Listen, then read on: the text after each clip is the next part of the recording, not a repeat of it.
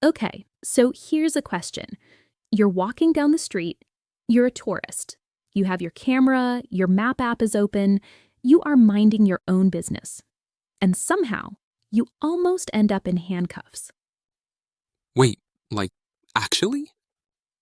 Actually, not because you did anything, not because you were part of anything, just because you were in the wrong place at the wrong time, and you didn't know how to say the 4 words that matter. 4 words? That's it? 4 words. And the thing is, 2 of those words are I am. Okay, now I need to know what happened. Hey, welcome back to Easy English with PJ. I'm PJ. Logan's here with me, as always. And today we have a story that, honestly, the first time I heard about this kind of situation, I thought there is no way that happens. And then? And then I thought about how little most people actually know about what to say when a police officer stops them. On the street. Not during a traffic stop, not at a crime scene, just walking. And that completely changed how I felt about it. There's actually a really important phrase from our last episode that connects directly to today's story. I don't want to give too much away, but the moment you hear it in the story, you're going to feel it. So here's what we're doing today. We have a story about a tourist named Yuki. She's visiting the US from Japan.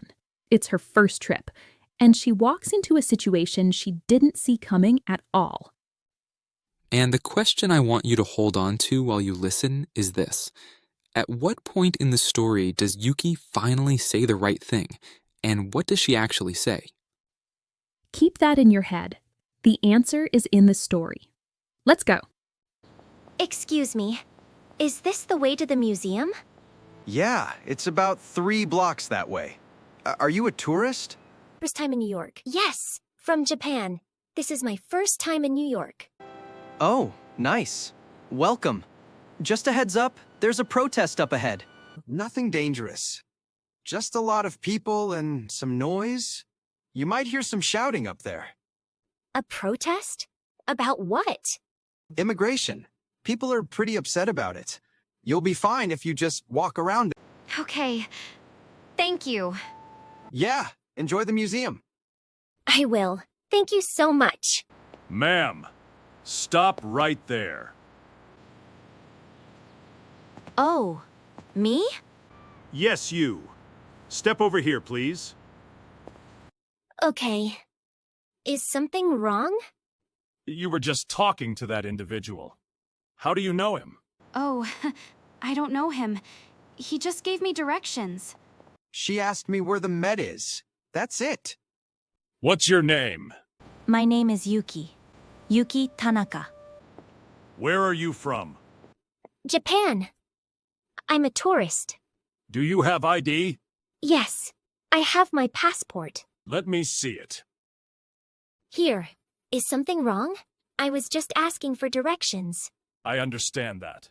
Right now, you're being detained. I need you to stay with me. Detained? I'm sorry, what does that mean? It means you're not free to go right now. Just stay here. Don't move. Okay. I'm sorry. I don't understand what is happening. Sir, I need you to step back. I'm just saying, she didn't do anything. She was looking for the museum. Step back. Now! Okay, but she's a tourist. I'm scared. I don't understand what I did. Ma'am, I need you to be calm. Do you understand what I'm telling you? I understand stay here. I am staying. But I don't understand why. There's a protest happening. We're checking people who were in contact with the organizers. It's routine. If you don't cooperate, I may have to place you in handcuffs. I don't know anyone here. I arrived 2 days ago. All right. Can you prove that? Do you have anything showing when you arrived? Yes, my passport has the stamp. Entry date. Here. Okay. Hold on. Dad. Hey, I got this. She was talking to one of the organizers. Okay. Ma'am, my name is Officer Chen. Can you tell me where you're staying? Yes. The hotel on 48th Street. The Midtown Grand. I can show you the reservation on my phone. That would be helpful. Can you unlock your phone? Yes. Here. See? I checked in on Monday. Room 714. And you're here alone? Yes. I'm on vacation. I wanted to see the Met. The Metropolitan Museum of Art. You were asking that man for directions? Yes. He just told me how to get to the museum. That's all. I don't know anything about the protest. And just to be clear, you are not part of any organized group today? No. I am a tourist. I'm not part of this. I'm just visiting here. All right. I believe you. So, can I go? Yes. You're free to go. Sorry for the confusion. Thank you. Is there something I should have said at the beginning? Tell the officer why you're there, where you're from, show your ID right away. That usually clears things up pretty fast. I did say that. Yeah. Sometimes it just takes a minute. Have a great visit. Thank you. I will try. Okay, I am a tourist. That's the moment. That's the moment. She said it before, but not like that. The second time she said it, it was clear. It was calm. It was direct. I am a tourist. I'm not part of this. I'm just visiting here. And that's what changed everything. That and the hotel reservation. But honestly, it was the way she said it. And here's the thing that gets me every time I think about this story. It wasn't the words themselves that were missing. She already knew the words. What she had to find was a way to say them so that someone would actually believe her. That's the whole lesson, right there, before we even get to the vocabulary. Because if this is already changing how you think about learning English, you might want to stick around for what comes next. There's something about Yuki that I actually really respect in this story. She was scared. She said she was scared out loud, and she still kept talking. Yeah, she didn't shut down. She didn't try to argue. She just kept explaining, over and over, calmly. And I think a lot of us know that feeling, trying to stay calm when everything in you wants to panic. I think I would have been a mess. I'm not gonna lie, I used to rehearse things to say to police in my head when I was growing up, and I still mess it up in my imagination. Same. I'd be walking somewhere and think, okay, if something happened right now, what would I even say? And the answer was usually not much. Definitely not in a second language. Right, that's the thing. Yuki was doing this in her second language, under pressure, in a foreign country. And she did it. Not perfectly, but well enough. And well enough is exactly what got her to "you're free to go." Here's what I want to say about that. There's this idea that if you're not fluent, you can't handle serious situations, and Yuki kind of destroys that idea. Because she didn't use complicated words. She used clear ones. I am a tourist. I arrived 2 days ago. Here is my passport. Short sentences. True sentences. Calm delivery. That's it. That's the whole playbook. And the next section is the one most people skip, and it's exactly why they stay stuck. So let's go. Say it with us. Say less, mean it, show the proof. That's it. That is the whole lesson. Okay, so back to the beginning. 4 words. You remember? I am a tourist. There it is. And the wild thing is, Yuki said those words multiple times, but the moment she said them with certainty, not with panic, just clear and direct, that's when it landed.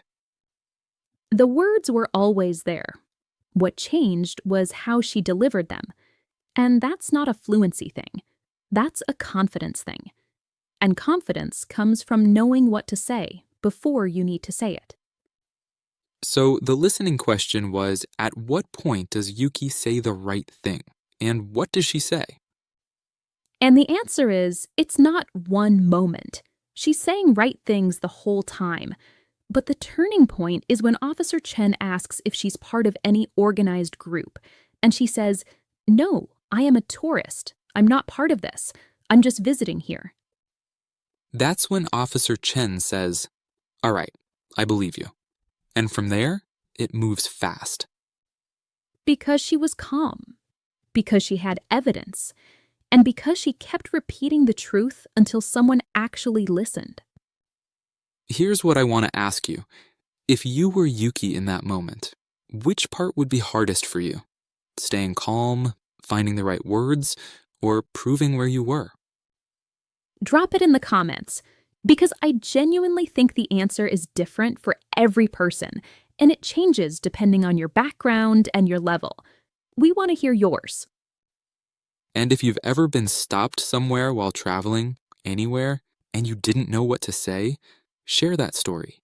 You're not alone, and someone reading it might really need to hear it. Oh, and one more thing. This is actually really important, and almost nobody talks about it. Yeah, say it. If you are traveling to the US alone, save your country's embassy number in your phone before you land. Not when you need it. Before. Because if you're in a situation like Yuki's, and your hands are shaking and an officer is standing in front of you, that is not the moment to start searching. Right. You want that number already there. One tap. And if you're traveling with a group, same thing, but also save your tour guide's number, because your guide has dealt with situations before. They speak the language, they know what to do. Your tour guide and your embassy. 2 contacts. That's it. It sounds so small. It's not small at all. It is genuinely one of the most practical things you can do before any international trip. And I say that as someone who absolutely did not have that information saved the first time I traveled anywhere. Same. I had my mom's number and a pizza place back home. That's it. Neither of those helps in this situation. Not even a little. All right, thanks for sticking with this one today. It's a different kind of episode and, honestly, one of my favorites we've done so far. Same. Yuki kind of stayed with me. Be like Yuki. Stay calm, say it clearly, and keep your proof ready. Always keep your proof ready. See you next time. See ya!